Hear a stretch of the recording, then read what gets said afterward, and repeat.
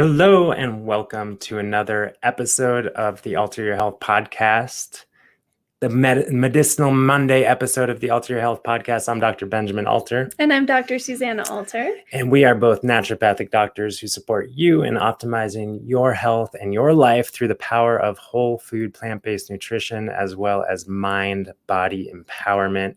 And today we're talking about a topic that is near and dear to most people's hearts around the world, and that topic is coffee. The good, the bad, the ugly. Is it good? What are the benefits? What are the risks? We're going to be diving into some nitty-gritty physiology, nutritional biochemistry, and helping you understand how to optimize your relationship with coffee and caffeine. Yes.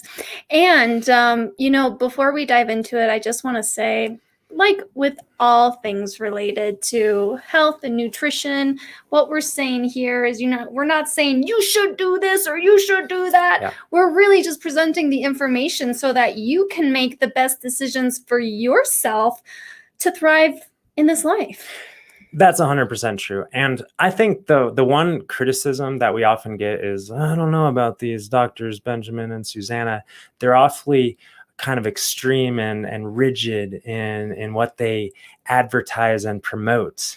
And really, you might be surprised to know that there's a lot of fluidity and flexibility in our personal day-to-day lives. We always just do our best based on the environment, resources, and state of mind that we're given moment to moment. And yeah, we like to be awesome and shoot for the stars. But hey, we're not perfect, and we don't expect or hope for you to have that expectation for yourself. That being said, it's helpful to understand the consequences of our choices and behaviors so that we can be more mindful and self-honoring in our daily nutritional and lifestyle habits.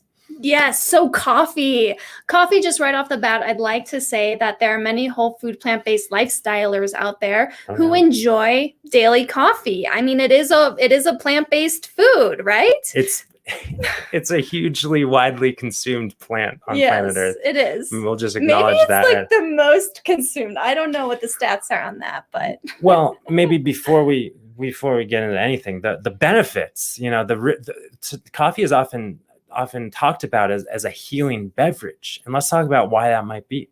Well, there was one study that concluded that coffee is the highest source of antioxidants consumed and in a standard American sort of diet.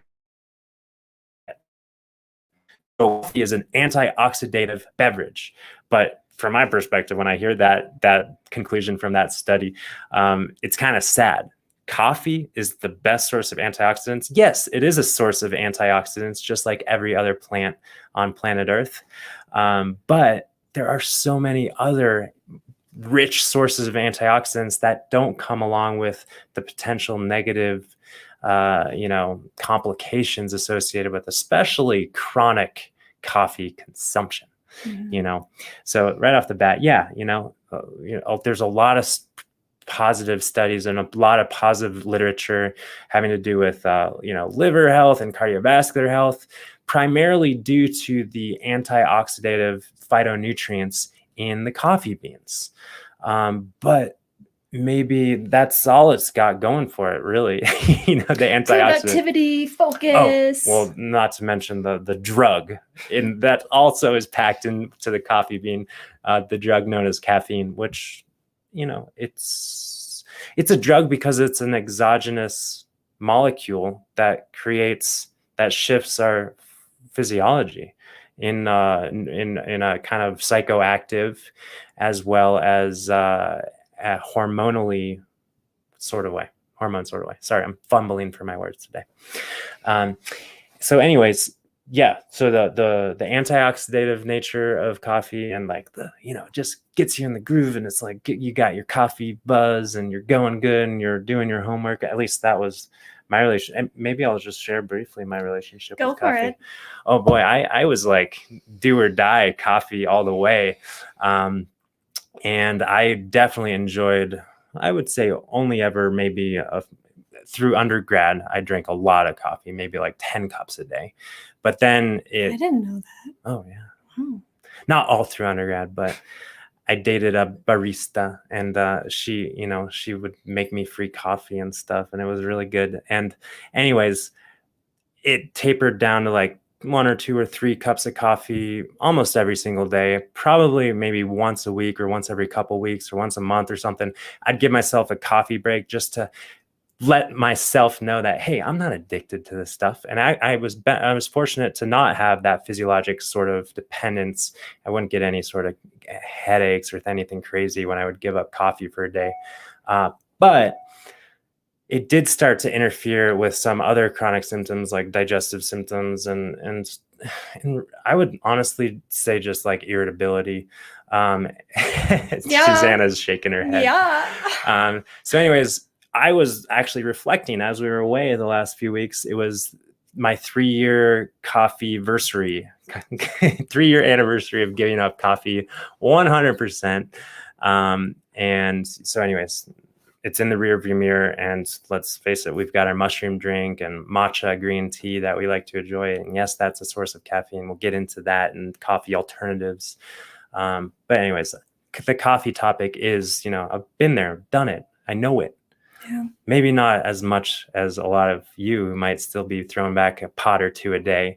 But should we just shift right into some of the consequences of that sort of habit? Yeah. Cool. And really kind of the first on my list is to talk about really how chronic caffeine consumption can really have big effects on our circadian rhythm, really big effects on our adrenal health.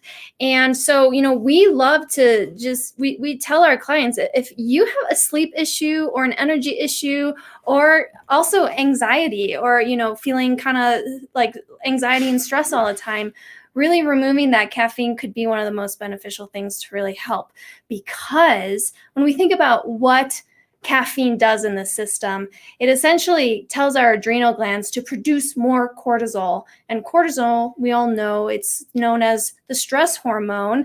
It mounts the physiological stress response in the body, increases heart rate, increases blood pressure, increases, to get the body in action. It also mobilizes fuel in the form of breaking down glycogen to create more blood glucose, raising our blood sugar so that we can have access to the fuel that our cells need to stay awake and stay alert. Yeah. So it makes us feel awake and alert and focused, and people love that feeling. Some people love that feeling. I never got into coffee because it was always too much. I did.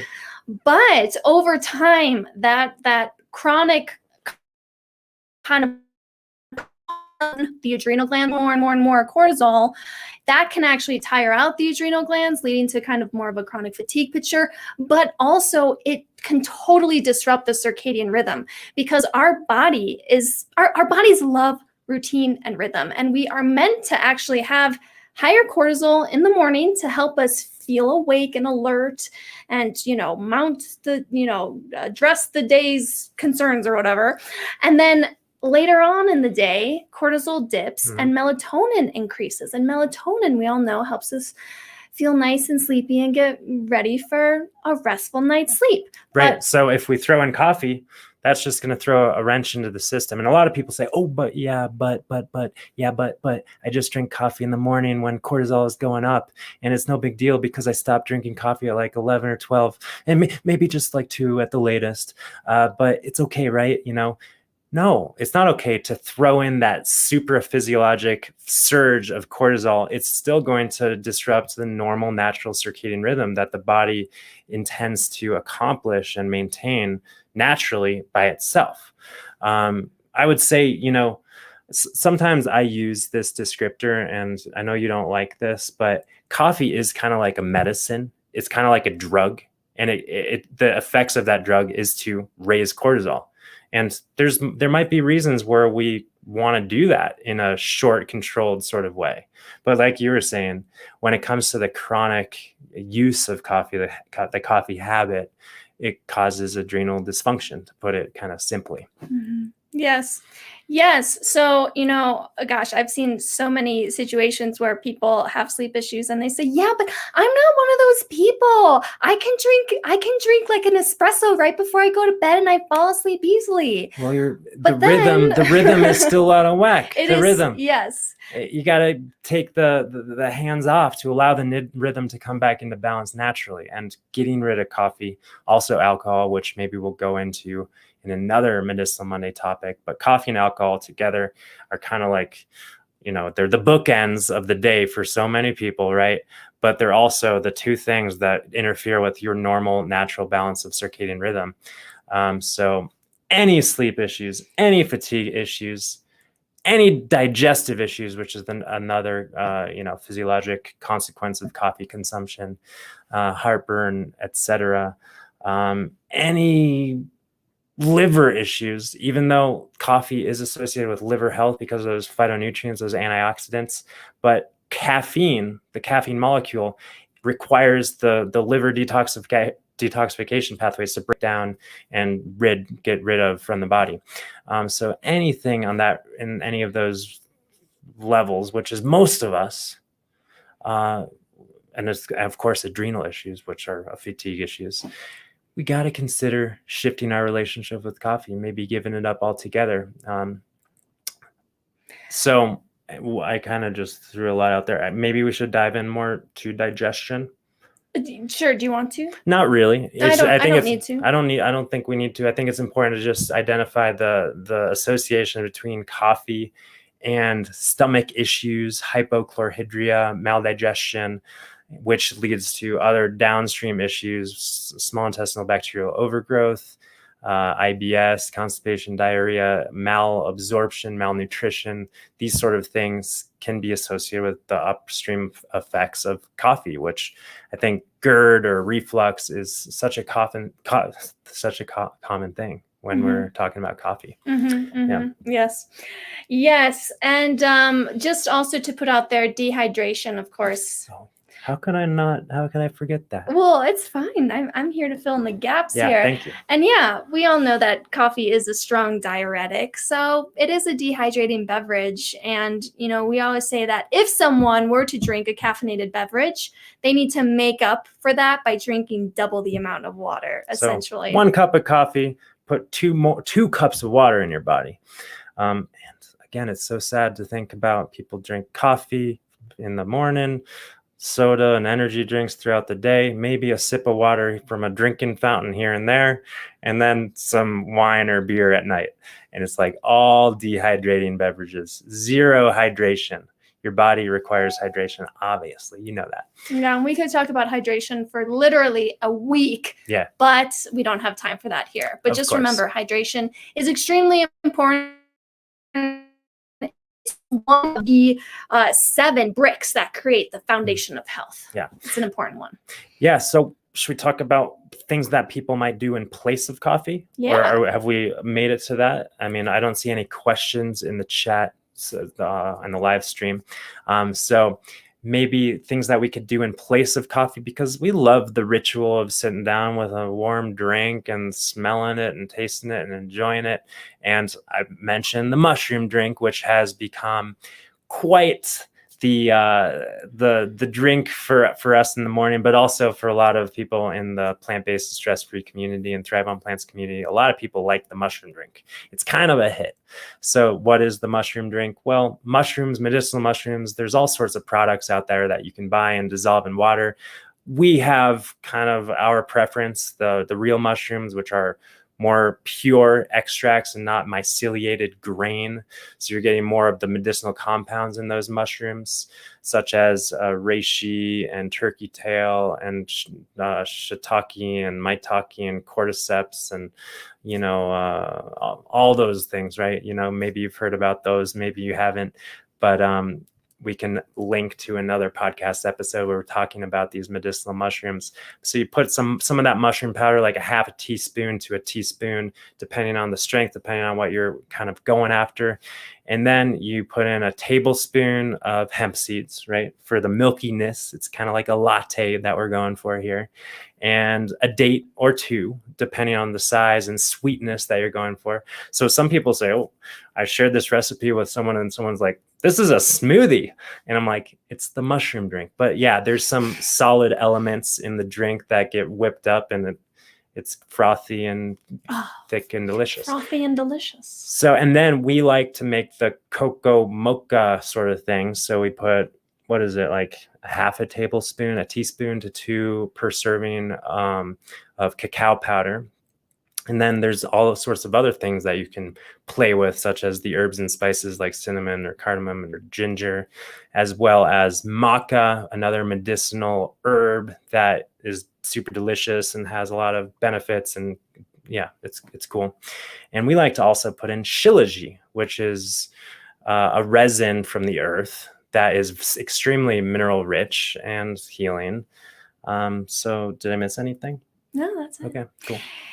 Or maybe you can also thicken it up with some oats that you blend in there as well. You can do the oat milk or, So anyway. And then there's matcha. It's a favorite. And green tea, even black tea, is a great step for people to take when they're coming off of caffeine, especially for those who are kind of more physiologically dependent. So green tea and black tea has a little bit of caffeine, maybe like a 10th to a 20th as much as a cup of coffee. But in addition to the caffeine, of course, we know that green tea has tons of phytonutrients and a compound known as lysine, which has some neurotransmitter effects and adrenal effects that essentially kind of bring the body into balance endocrinologically and neurotransmitterly, psychoactively. Sorry, don't have the words today. So the lysine kind of balances the effects of the caffeine. And people who drink green tea or black tea even kind of experience that. They don't feel like the buzz of the coffee. That's because we got kind of a little bit of activation of the adrenals through the little bit of caffeine, but then we're kind of grounded and balanced with the lysine. And then there's, of course, all the other antioxidative phytonutrients, the E, G, C, G of green tea and everything like that. So that's a good warm beverage as well. Yeah. So we enjoy a little bit of matcha whisked in hot water with some honey. That's lovely. But yeah, I guess, one other topic we could cover here is coming off of coffee, because that's a big thing for a lot of people. They might ask, should I do it cold turkey? Should I wean myself off gradually? And what we've witnessed with the people we've worked with is that it depends on what feels best for you. Mm-hmm. Generally, if people go cold turkey and they're really good about hydration, they may have that withdrawal headache for 1 to 2 days or so, but then after that, they're in the clear. Some people might experience, if they do experience a more drawn out withdrawal headache experience, then I think it's not a bad idea to bring in something like that, a little bit of caffeine to help ease along that process. Some people. So we've got some inspiring comments in the chat about getting off of coffee and feeling great. And Deb, I imagine that you're feeling more energy. Like, you said that you were inspired through the energy challenge to get off of coffee. And it's interesting because we think like, oh, well, coffee gives me energy. Of course, if I'm feeling fatigued, I'm going to drink coffee. But don't you want to be connected with your natural energy, not this kind of like exogenous surge that your body receives when you drink a cup of coffee? So glad you're feeling that. Awesome. Mm-hmm. Sorry, were you on another train of thought? Well, no, I just wanted to say for some people, they might want to start off by just, gradually decreasing the amount of coffee they take and going very gradually replacing, if they were doing 5 cups a day, maybe doing 3 cups a day and replacing the other 2 with tea or something like that. You can create your own journey. But hydration is super key for whatever route you take. So always remember that. And I just also reminded by a comment here, the what about decaf question, what about decaf? And Decaf, of course, has much less caffeine in it than regular caffeinated coffee. However, a lot of decaf coffee, from my understanding, I'm not an expert on the topic, but I know a lot of the decaffeinated processing of the coffee includes lots of chemicals, making the decaf coffee beverage kind of like a toxic brew, a toxic beverage. So there is the Swiss water extraction of coffee, which extracts the caffeine in some other way. Once again, I'm not an expert on the topic, but if we are going to drink decaf, I think we want to definitely go for that. But we have to also understand that the decaf coffee still has some dehydrating effects, and it's obviously a step in the right direction. We're all about shifting our relationship with food and beverages 100% and creating new habits that actually serve us optimally. But I think that people can, if they're mindful and getting good sourced, organic, Swiss processed decaf coffee, they can probably enjoy it from time to time and be absolutely a-okay 100%. Yeah. So, but yeah, I think absolutely in a nutshell, coffee is not a hydrating beverage, right? It's a dehydrating beverage, and as such, it has some physiologic effects that we want to avoid. So, really, when we're getting off of caffeine, we want to flood the system with optimal hydration. That is so helpful, whether or not we're getting off of caffeine or not. If we have anything going on, one of the easiest low-hanging fruits that we can go for is just boosting hydration. Yeah. But and actually on that note too, I just wanted to share what we personally do, when people are thinking about kind of creating new habits. And also we talked about how great it feels when the energy you feel in your body, is your authentic energy, right? So a lot of people have this association of waking up and stumbling to the coffee maker and getting their cup of coffee. And then they're like, okay, now I'm awake. What we do in the morning is drink some warm lemon water. Warm lemon water is the new coffee. I'm telling you, mark my words, it's going to be worldwide sensation by 2022. So buy stock in lemons. Look out, Starbucks, here we come. Warm lemon water. But this is lovely because it actually wakes up your digestive system. It's super hydrating. Start the day in a good hydrated state. That's going to help you alkalinizing. The other thing, coffee is acidifying. Mm-hmm. Yeah, it's going to help produce more authentic energy. And then we have our mushroom drink a little bit later when we have our breakfast. Yeah. So... All right, everyone. Well, thanks for hanging with us. Thanks for getting curious about this coffee conversation. If you have any questions, comments, feel free to leave them in the chat, and rooting you on if you're thinking about getting to more of that natural, innate energy and less of that artificial, exogenous stuff. You can do it. So thanks for being with us. We look forward to seeing you guys next time. Bye for now. Peace and love. Till next time.